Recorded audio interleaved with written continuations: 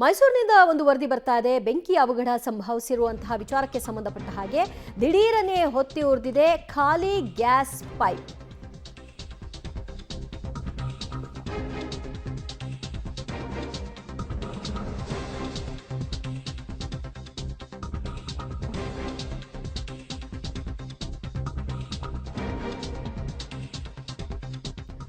ನಂಜನಗೂಡು ಮುಖ್ಯ ರಸ್ತೆಯ 18ನೇ ಕ್ರಾಸ್ ಬಳಿ ದಿಢೀರನೆ ಖಾಲಿ ಜಾಗದಲ್ಲಿ ಇದ್ದಂತಹ ಗ್ಯಾಸ್ ಪೈಪ್ ಹೊತ್ತಿ ಉರಿದಿದೆ. ಆದರೆ ಇದರ ಹಿಂದೆ ಕಿಡಿಗೇಡಿಗಳ ಕೈವಾಡ ಇರುವಂತಹ ಶಂಕೆ ಕೂಡ ವ್ಯಕ್ತವಾಗ್ತಾ ಇದೆ. ಅಕ್ಕಪಕ್ಕದಲ್ಲಿ ಮನೆಗಳು ಕೂಡ ಇರೋದನ್ನ ನೀವು ಗಮನಿಸ್ತಾ ಇದ್ರಿ. ಅಕ್ಕಪಕ್ಕದ ಮನೆಗಳಿಗೂ ಕೂಡ ಬಹಳಷ್ಟು ಸಮಸ್ಯೆ ಆಗ್ತಾ ಇದೆ.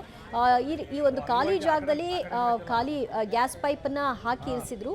ಸೊ ಅಲ್ಲಿ ಯಾರೋ ಬೆಂಕಿ ಹೊತ್ತಿಸಿ ಇದನ್ನ ಬೇಕಂತಲೇ ಕೀಟ್ಲೆ ಮಾಡಿದ್ದಾರೆ ಅನ್ನುವಂತಹ ಪ್ರಕರಣ. ಸದ್ಯ ಪೊಲೀಸರು ಕೂಡ ಪ್ರಕರಣ ದಾಖಲು ಮಾಡಿಕೊಂಡಿದ್ದಾರೆ. ಅಗ್ನಿಶಾಮಕ ಸಿಬ್ಬಂದಿಗಳು ಕೂಡ ಸ್ಥಳಕ್ಕೆ ದೌಡಾಯಿಸಿದ್ದು ಅಗ್ನಿ ನಂದಿಸುವಂತಹ ಕೆಲಸದಲ್ಲಿ ಕಾರ್ಯಪ್ರವೃತ್ತರಾಗಿದ್ದಾರೆ. ಏಕಾಏಕಿಯಾಗಿ ಈ ರೀತಿ ಆಗಿದ್ರಿಂದ ಮಠ ಮಧ್ಯಾಹ್ನ ಬೇರೆ, ಸೊ ಅಕ್ಕಪಕ್ಕದ ನಿವಾಸಿಗಳು ಕಂಗಾಲಾಗಿದ್ದಾರೆ. ಅವರ ಮನೆಗಳಿಗೆ ಏನಾಗುತ್ತೋ ಅನ್ನುವಂತಹ ಆತಂಕವೂ ಕೂಡ ಸಹಜವಾಗಿ ಮನೆ ಮಾಡಿದೆ. ಬೆಂಕಿ ಮತ್ತು ಹೊಗೆ, ದಟ್ಟ ಹೊಗೆ ಹೇಗೆ ಎದುರಿಗಿರುವಂತಹ ಮನೆಯ ಮುಂಭಾಗಕ್ಕೆ ಹೊರಸೂಸ್ತಾ ಇದೆ ಅನ್ನೋದನ್ನ ನೋಡ್ತಾ ಇದ್ರಿ.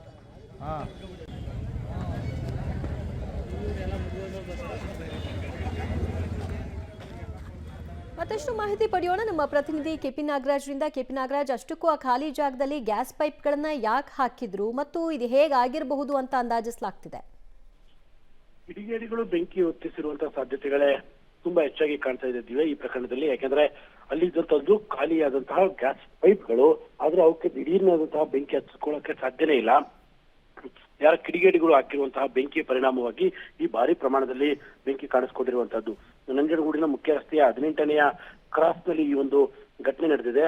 ಘಟನೆಯ ಪರಿಣಾಮವಾಗಿ ದೊಡ್ಡ ಮಟ್ಟದಲ್ಲಿ ಬೆಂಕಿ ಕಾಣಿಸ್ಕೊಂಡಿದ್ದು ಈಗ ಅಕ್ಕಪಕ್ಕದ ಮನೆಗಳು ಕೂಡ ಆವರಿಸುವಂತಹ ರೀತಿಯಂತ ಭೀತಿ ಎದುರಾಗಿದೆ. ಈಗಾಗಲೇ ಸ್ಥಳಕ್ಕೆ ಅಗ್ನಿಶಾಮಕ ದಳದವರು ಬಂದು ಪರಿಸ್ಥಿತಿ ಏನಂದ್ರೆ ಅಗ್ನಿಯನ್ನು ನಿಯಂತ್ರಣ ಮಾಡುವಂತ ಕೆಲಸವನ್ನು ಕೂಡ ಮಾಡ್ತಾ ಇದ್ದಾರೆ. ದಿವ್ಯಾ.